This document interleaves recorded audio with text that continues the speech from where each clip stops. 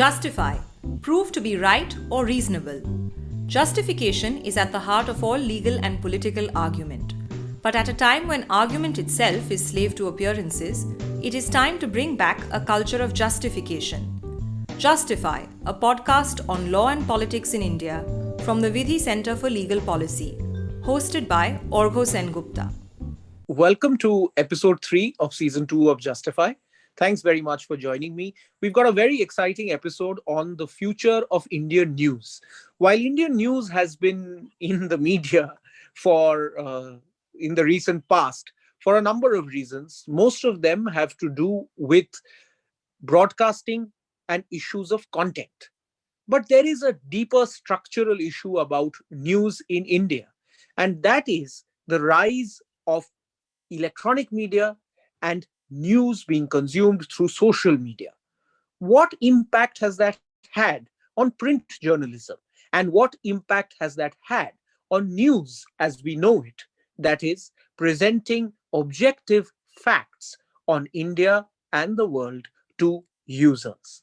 We have Vipra and Aniruddh Nigam, who are both at the Vidhi Center for Legal Policy, to join us in this discussion. So, the rift between big tech and free media has often been seen as killing print journalism. Vidhi earlier this year released a report on the future of news, of which Anirudh was an author, which looks at a number of these structural issues. So, let's start by discussing what they think is the future of print journalism. I think our report specifically focuses on this dynamic, which is when a traditional physical industry gets uh, sort of replaced by its virtual counterpart or starts losing out to its virtual counterpart, and what transformations happen in that space. And print media is a very interesting space there because it would be someone who's a very likely victim of the internet, because I mean their job is to transmit information on paper, and the internet can do that much faster to a lot more people. So when you start looking at where print media is right now, there are a few things to understand, and that is that we can't really say if print is beyond a point of no return today, but we can say that there will be a point of no return for print at some point of time. Even owners of major newspapers. So, for example, I think it's the New York Times owner who said that one day there will be a final print edition of the New York Times. And I think that is where most of the world sees print media heading. I think there is some bit of disagreement over how strictly that applies to the Indian context right now. But I think if you look at it over a 5 to 10 year span, it seems fairly clear that people are gravitating more and more towards digital forms of accessing news and accessing content. That people who are producing news and content are finding it easier to do on digital mediums, finding it cheaper to do via digital mediums. And print news, which has a number of legacy and overhead costs, is one, not able to adapt very well to the digital environment, not able to transfer its own business very well to the space, but second is not able to negotiate a good position for itself amongst the multiple other people who occupy this space. So let's So unpack print, that a little bit, Anirudh, so that yeah. because if I come to think of it, what are these threats? What are these threats that are affecting print journalism today? And what you said, and rightly so, is that obviously it's cheaper to produce news on a digital medium, and people are consuming news on a digital medium more readily. But it's not as if the local newspaper is being replaced by a digital version of the local newspaper. That would have been understandable in some sense, but it's that the local newspaper is being replaced by large, uh, often social media companies, which is giving you news from everywhere. So it's almost as if the nature of demand is changing as a result of the internet. Zai, would you mind have any thoughts on that? Yeah, I do think that this is true, and that content creators have now moved to a different kind of platform. So, if you think about it, a newspaper also was a platform. But as we know, a lot of the early research on digital platforms has shown that the money that flows to content creators, when they use digital platforms, it reduces the big digital platforms like Facebook and Google. So I do think the same thing is happening to news as well, and it's no wonder that people are being laid off and there aren't that many jobs in media anymore. So, Anirudh, where do you see this point of no return coming? And what do you think is going to push news off the ledge, print news off the ledge? Right. I think we should be a little careful, perhaps, when talking in the Indian context, because there is a very strong narrative in India that says that Indian newspapers are actually, and this goes back to what you were saying, that the physical newspaper hasn't entirely vanished from existence, and there are places where the physical newspaper continues being a source of news. So, for example, in India, the newspaper industry is still seeing some levels of growth, which is a very meager 3.5% levels of overall growth, which is primarily being led in Hindi and vernacular newspapers. But there is still some sense of growth. So, the point of no return actually would come at a point of time when the advertisement that keeps newspapers running, and this goes back to the business models of newspapers and why that seems to be struggling so much online, and why these large social media platforms seem to have such a big role to play, is that news isn't really as cheap to produce. So a newspaper today costs something like 15 to 20 rupees to make, and it sells for around rupees 1 to 4, and that shortfall is bridged entirely by advertisers. And at the point of time that people are accessing news through digital mediums, that's a much more attractive place as an advertiser to put my money in. So if you look at growth projections, for example, people project that digital advertising is going to grow by 25 to 30% in the next few years, and print advertising is supposed to grow by 2 to 5% in the next 4 to 5 years. So at the point of time where demand tips over to the digital space in a way where advertisers stop looking at print newspapers as an attractive place to put their money in, that's when I think that inflection point or that tipping point will come much nearer to us. So I think a lot lies in demand, and a lot lies in when users decide to give up the physical newspaper for its digital equivalent. No, so that's a set of great points actually. As in one, of course, about India, the fact that newspapers are still registering some degree of growth, particularly in the vernacular press, might have something to do with slightly lower levels of internet penetration in India than in certain developed countries. May also have a lot to do with the fact that the digital advertising market in India is also again not as lucrative. Uh, as it perhaps can be. So it seems that the point of no return is just a bit further away, but not that it's not there. But the second question about advertising that you raised is a very interesting one, because it really gets us to this issue of business models that newspapers use. So I was just listening to an interview that Jonah Peretti, the CEO of BuzzFeed, was speaking with Ben Thompson, and as our listeners know, BuzzFeed has just acquired HuffPost, and so that was an interesting acquisition. And I found something that Peretti said very interesting, and he said that he thinks that there is possibly a business model where investigative journalists, the ones who do really serious journalism that takes a lot of time and money, these folks can be paid for not through a traditional method of them working at a small newspaper, which again has legacy and overhead costs, but as individual journalists. And the amount of money that he thinks is needed to pay for this can be made either by some corporates doing some CSR, including social media companies, or it could be paid for by a public spirited, not for profit, independent media foundation. Zai, since you're an economist, I thought I could put this to you.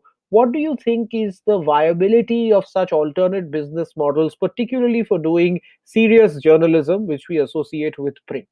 Um, I think that if, as economists say, or are notorious for saying that if it had to happen, it would have happened. And I think that if the CSR by itself was a viable possibility, it would have happened. But I think there's also value in not leaving all of journalism to large social media companies to fund by themselves and their own volition. So there's a very uncomfortable choice that you give to them on what to fund. So my controversial, perhaps, proposal is something that builds off something that Autonomy Institute in the UK proposed, which is a sort of media fund that is public, that is funded by taxes on these platforms, and that has very strict rules on impartiality. So you don't give the government much of a choice on whom to fund.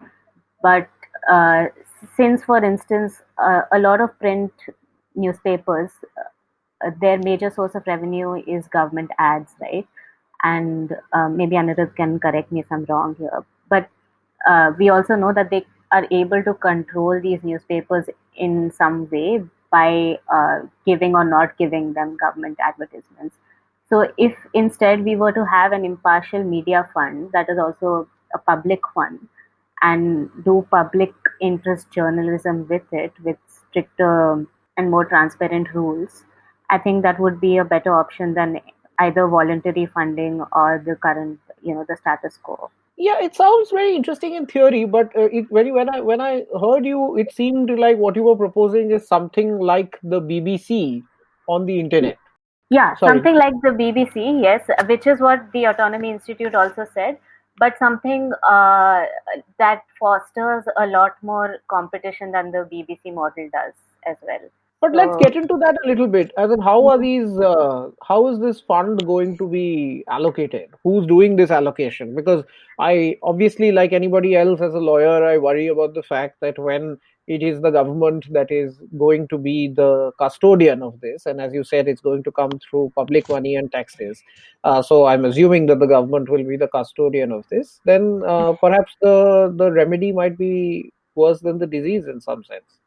no, absolutely. I think it's very, very valid to worry about it. I just think that it's not the case that currently there is no control through government funds, and also that control by social media companies is something that worries me personally a lot.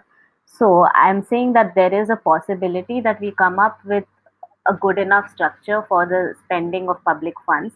That does not, of course, preclude the spending of private funds to do journalism. There will always be enough and more of that. So I think there is a possibility that we make the spending of public funds fairer in journalism. No, absolutely. As in, I think we are in a situation where we are talking about, as in, various devils that we are trying to ensure don't come to reality. So, Anirudh, do you have any thoughts about this idea of the public fund? Because there is always a question mark about state involvement, and it's not that the state in India hasn't been involved, as your report also notes. That's right. I mean, in India, there is a very complicated relationship between the state and the press. And I think that's true globally as well, because ultimately, a very big part of the job of the press is checking the state. And if you make it too reliant on the state for funds, that is a problem. Despite that, state support for free and public spirited and high quality journalism is something that countries across the world seem to be embracing. And there are different ways in which they are designing this to not lead to the same kinds of influences. And there are good ideas out there. So, the University of Chicago proposed something like a voucher system. Where people could be given media vouchers and they then donate to a media house of their liking, and those vouchers are funded by the state. But in India, for example, what Zai mentioned is something that you already have in place, which is you have the Directorate of Audiovisual Publicity, which is a department under the Ministry of Information and Broadcasting that channels government advertisements to these newspapers, and they they deal with substantial amounts of money. Lots of scholars say that this money is the lifeline for many newspapers. And we do seem to have some sort of a problem with how effective transparency within the DAVP is, and how equitably those funds get channeled.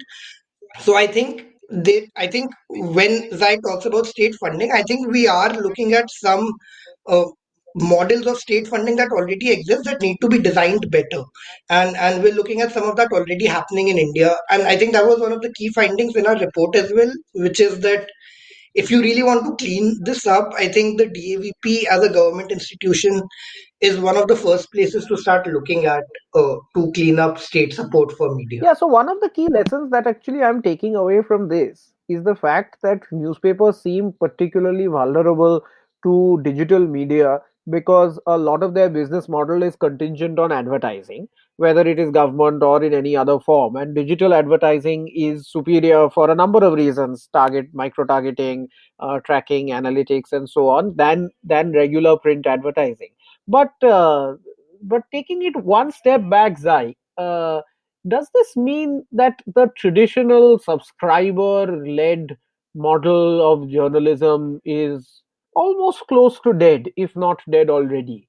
The reason I ask this is because, of course, there are some models of subscriber led journalism that exist, and very prominent ones, like the Financial Times or the Times in the UK, the New York Times. This is not to say that they don't have advertising at all, but they seem to have taken a very conscious direction of trying to do things the old way, that is, to sell a product and make money off the product. So, what is your sense about the future of the subscriber led model?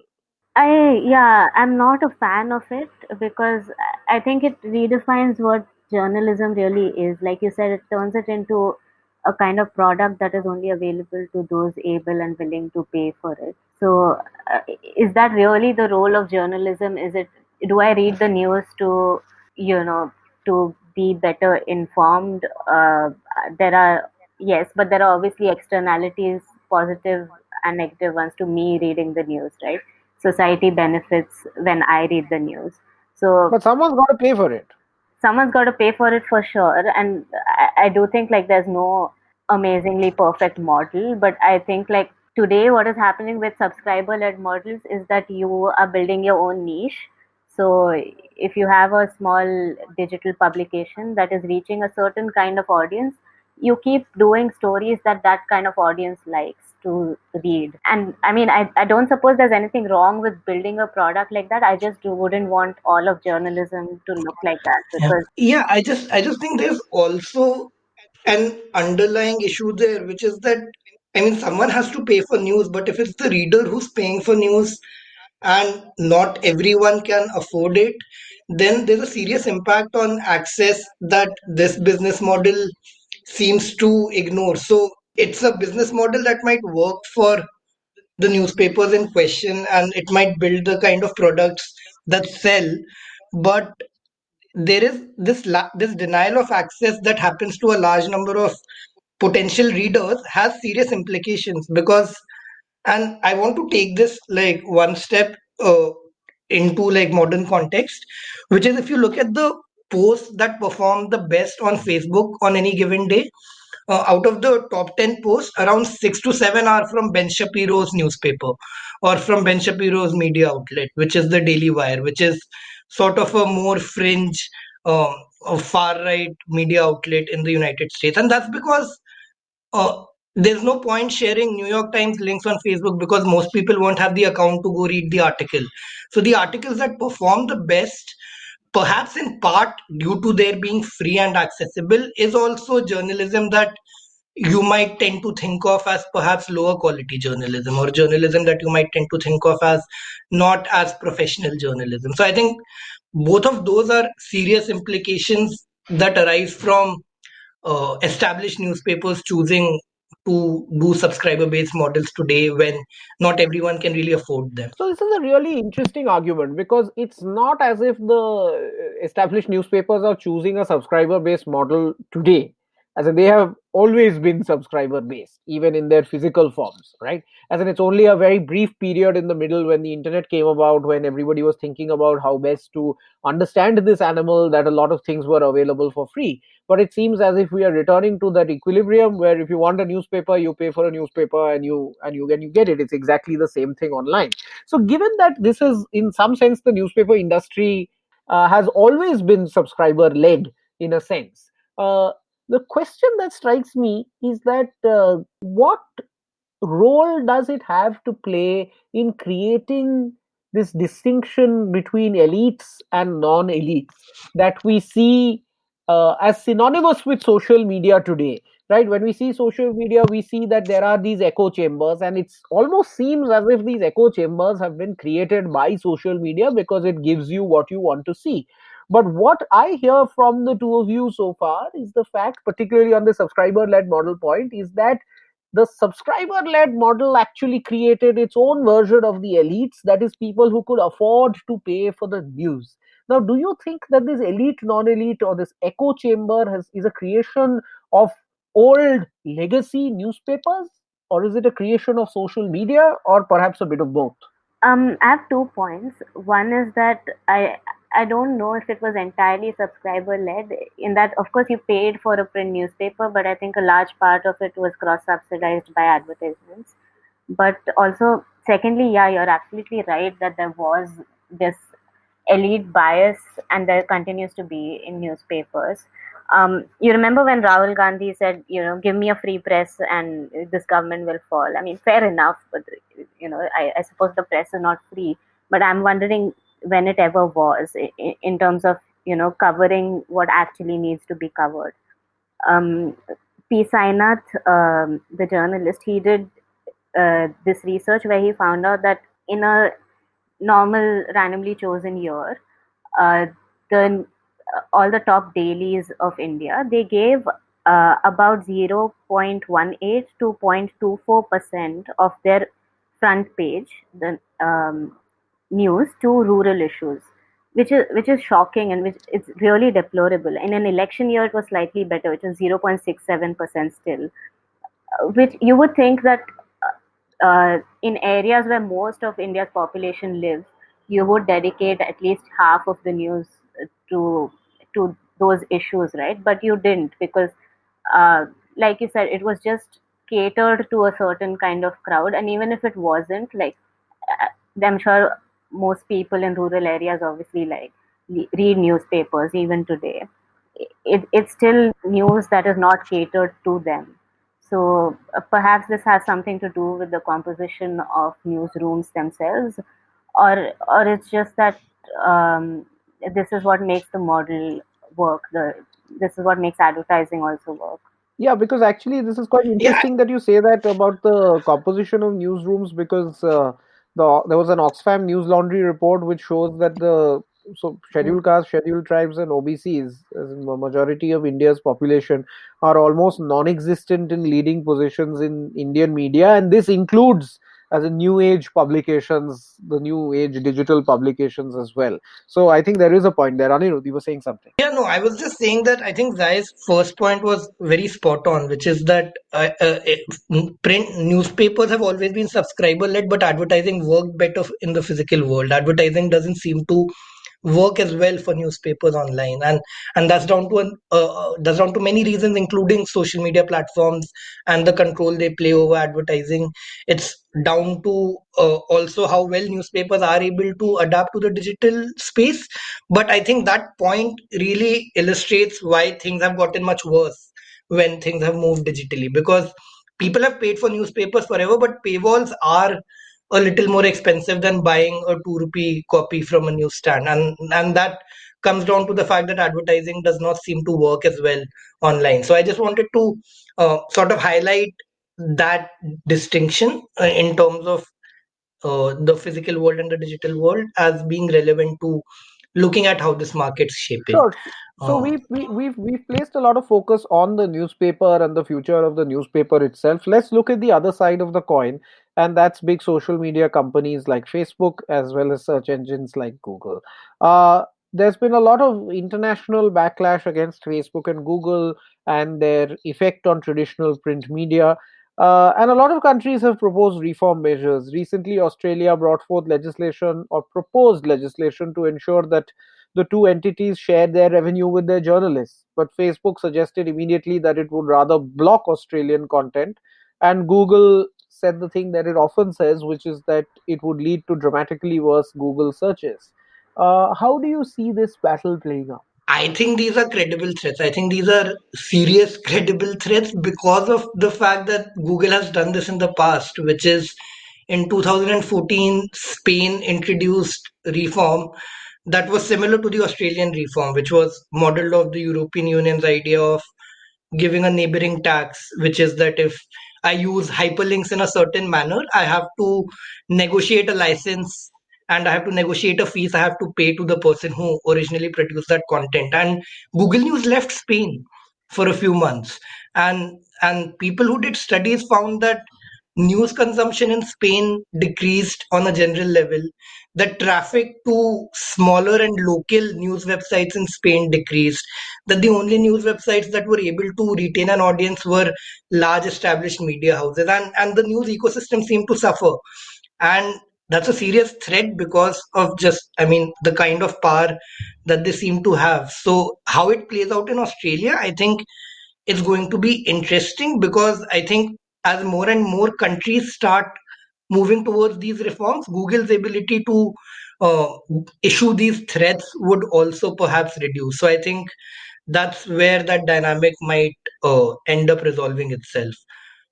Yeah, But yes, I think yeah, I think that's absolutely right. In that, how you avoid a race to the bottom is with a global agreement. So, if you want to control a multinational company, you need all of the nations to come together and agree to some basic minimums, right?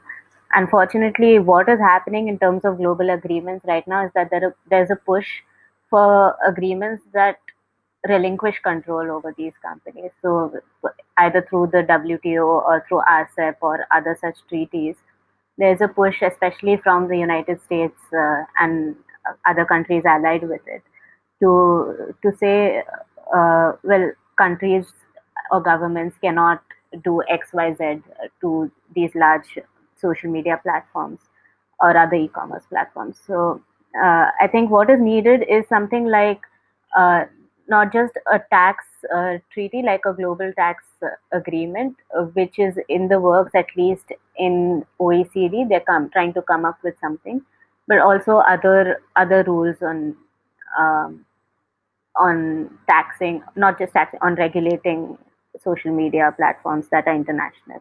That's right, because of course, with the digital tax treaty, as in amongst the OECD countries, the US has been a constant blocker, Yeah. and it's not clear as to how the Biden administration will deal with it. But given the fact that the US gets the lion's share of the bounty of taxes of digital companies, it's going to take a lot of persuasion to get the US on board on a tax treaty or other rules for social media platforms.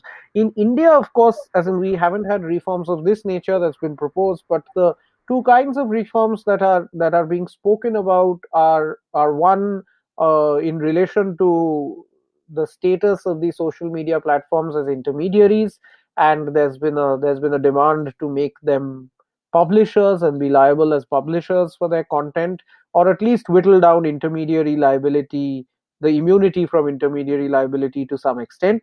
That's number one. And number two, which has happened, is the central government's directive to cap foreign direct investment at 26% for digital news media.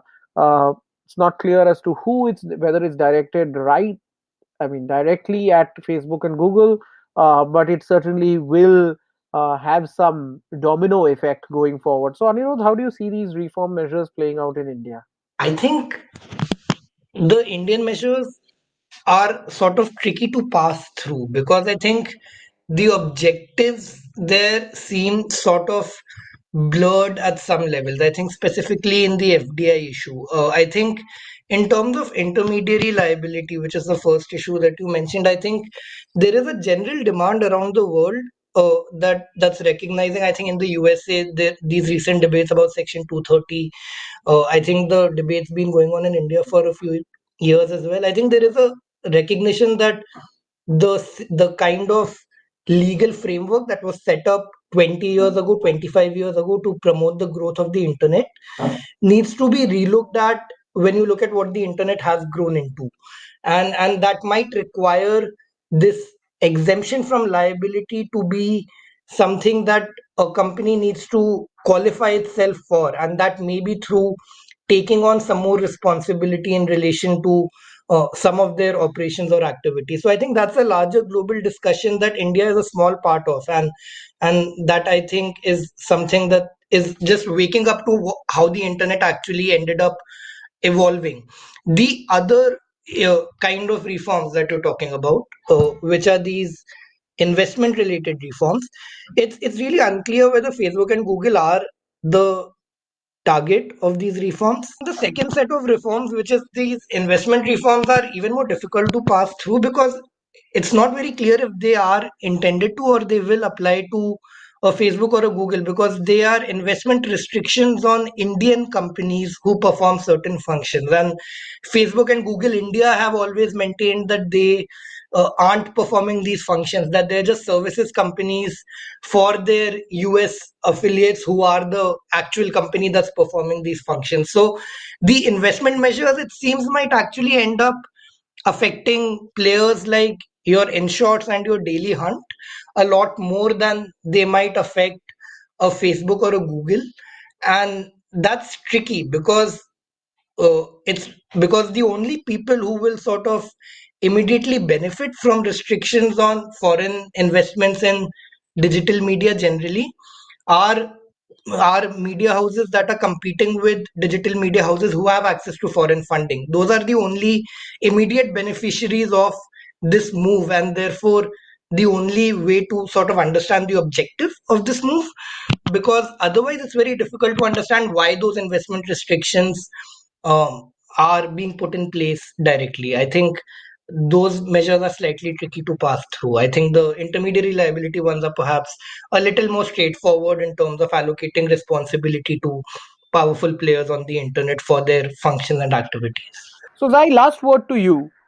Given the fact that at the end of the day, what we want is citizens to have access to high quality, fair, and objective news from a variety of sources. And we have a variety of sources ranging from legacy newspapers to new age social media platforms and everything in between. What are the kinds of two or three key reforms that you think India needs, keeping the citizen at the center? Okay, so one, more transparent and fairer public funding, not necessarily increased public funding, but transparency in the funding that exists. Then, if we are to tolerate large social media companies determining, what stays up and what does not, I think in that sense, increased intermediary liability as a sort of temporary band-aid measure, so that you are able to just ask them to take down egregious hate speech, for instance. um, that's one, but I think that there is no escape from coming up with a way to make these platforms more neutral, or to have smaller platforms and not one large dominant platform. So in that sense, just breaking up social media platforms, changing the way that digital advertising works, perhaps removing the need for so many trackers, removing the need for absolutely personalized individual targeting in advertisements, um, because now there's increasing evidence that it may not work as well as we thought anyway, and there are technical ways to remove that much targeting.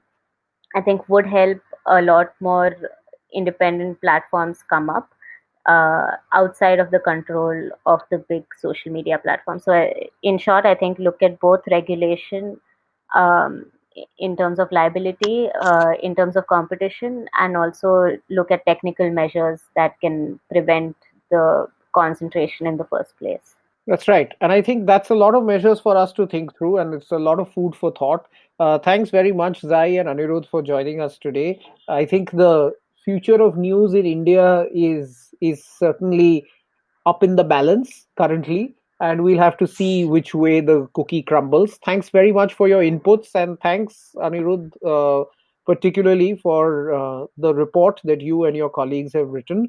It makes for very interesting reading, and I urge everyone who's listening to this podcast to check out that report on Vidhi's website. Thanks once again. Time for Clatter, our legal quiz that's a bit tougher than Clat. First up, our answer from last week. You'll remember that the question was in relation to a high profile criminal case that was one of the first ones that was tweeted from the courtroom, resulting in some reforms on how court proceedings were reported. The trial, which is what we wanted the answer for, was the Stephen Lawrence murder trial. And the writer and former practicing lawyer who was famous for live tweeting it was Carl Gardner. That was a real toughie, but clearly not tough enough for Apurva Mandara. Congratulations, Apurva. An Amazon gift voucher is coming your way. Time for this week's question, and given this was on the future of news and social media, we thought of a question that might be quite apt.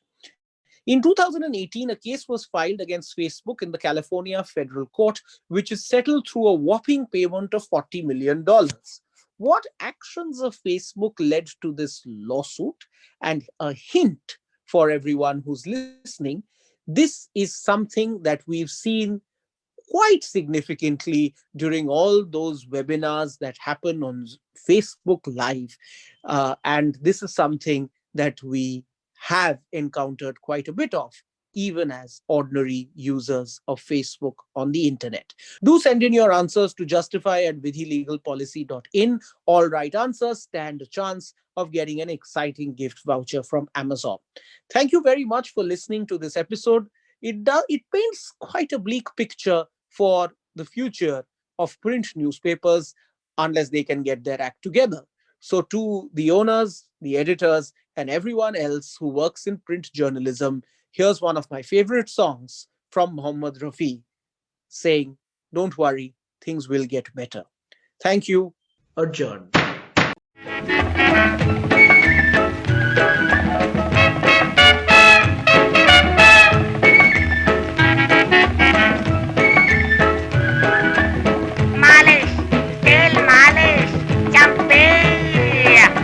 Sir जो तेरा चकराए या दिल डूबा जाए, आजा प्यारे पास हमारे, काहे घबराए, काहे घबराए।